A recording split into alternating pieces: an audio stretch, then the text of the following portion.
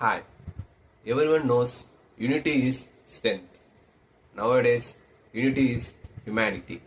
Happy to say, spread humanity. Here we go.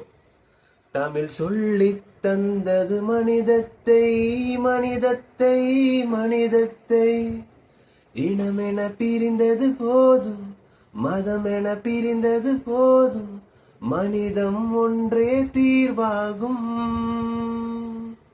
உயிர்களை இழந்தது போதும் உறவுகள் அழிந்தது போதும் அன்பே என்றும் தீர்வாகும்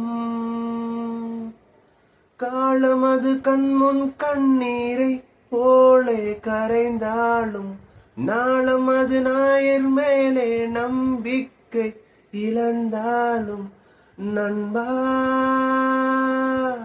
நண்பா